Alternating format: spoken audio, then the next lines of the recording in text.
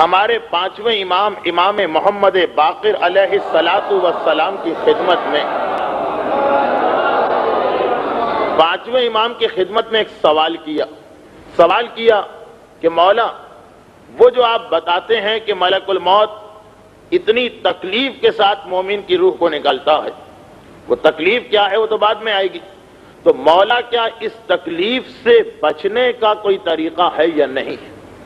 کوئی ایسا طریقہ ہے کہ ملک الموت جب ہماری روح نکالنے آئے تو ہمیں تکلیف نہ ہونے پائے، فوراً ہماری روح کو نکال لے؟ اچھا، اب سوال کرنے والا سوال کر رہا ہے، امام کے پاس جو دوسرے لوگ بیٹھے انہوں نے دل میں سوچا کہ اس نے کیسا بے وقوفی کا سوال کیا ہے، بھلا یہ کیسے ممکن ہے؟ مگر امام معصوم نے ایک ایسا جواب دیا کہ سب حیران ہو گئے۔ میرا مولا کہتا ہے بہت آسان ہے، ملک الموت سے دوستی پیدا کر لو۔ جو ملک الموت کا دوست ہو جاتا، ملک الموت کو آرڈرز ہیں کہ ان کو تکلیف نہ پہنچانا اور ان کی روح فوراً ان کے جسم سے نکال لینا۔ سوال کرنے والا اور حیران ہو گئے، مولا یہ تو آپ نے ایک ناممکن امپاسبل بات بتا دی، ملک الموت سے دوستی کوئی اتنی آسان بات تو نہیں ہے، دوستی کے لیے کم سے کم اس سے ملاقات کرنا ہوگی، اس سے ایک ہی دفعہ تو زندگی میں ملاقات ہوتی اور وہی وقت اتنا خطرناک ہوتا کہ دوستی کا خیال کس کے دل میں آئے؟ تو امام معصوم نے جواب دیا، کہا کہ کیا تمہیں نہیں معلوم کہ ملک الموت کی دو ڈیوٹیز ہیں، دو ذمہ داریاں ہیں۔ ایک ذمہ داری تو یہ ہے کہ وہ انسانوں کی روح نکالے، جو ہم میں سے ہر ایک کو معلوم ہے، لیکن ملک الموت کی ایک ذمہ داری اور ہے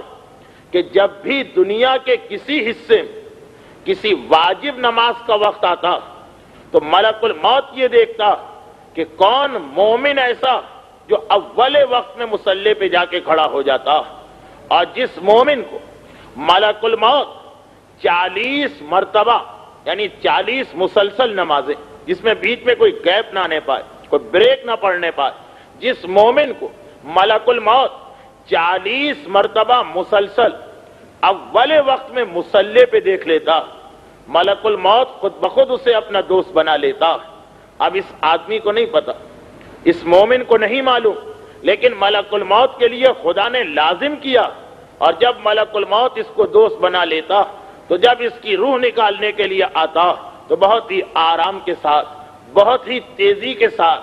بغیر کسی تکلیف کے، بغیر کسی ڈیلے کے اس کی روح نکالتا۔ جب پانچویں امام نے جو ملک الموت کی ڈیوٹی بتائی، یہی جواب معراج کی رات ملک الموت پیغمبر کو دے رہا کہ اللہ کے رسول، آپ نے مجھ سے یہ سوال کیا کہ تھوڑی تھوڑی دیر کے بعد میں کیا دیکھتا ہوں، تو اللہ کے رسول دنیا میں جہاں کسی نماز کا ٹائم آ جاتا میں فوراً دیکھتا ہوں کہ اس ایریا میں، اس علاقے میں کون سا مومن ایسا جو اول وقت میں مصلی پہ کھڑا ہو گیا، اس کی شکل، اس کی تصویر، اس کی صورت میرے ذہن میں محفوظ ہو جاتی ہے 40 مرتبہ۔ یہ ملک الموت بھی یہی کہہ رہا، جسے میں دیکھوں تو بس وہ میرا دوست بن جاتا ہے۔ تو میری دو ڈیوٹیز ہیں، ایک یہ کہ میں روحیں نکالوں، ایک یہ کہ اول وقت کے مومن کو دیکھوں۔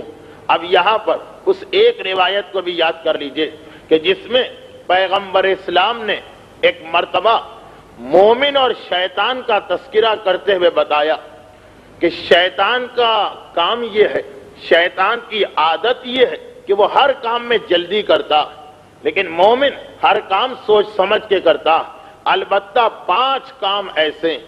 5 چیزیں ایسی کہ جس کو مومن جتنے جلد ممکن ہے انجام دیتا، 5 چیزوں میں مومن جلدی کرتا، باقی ہر کام ٹھہر کر سوچ سمجھ کے آرام آرام سے انجام دیتا، سوائے 5 کاموں کے۔ تو مومن کی پہچان یہ کہ 5 چیزوں میں وہ بہت تیزی کے ساتھ اپنی ذمہ داری یا ڈیوٹی کو انجام دیتا،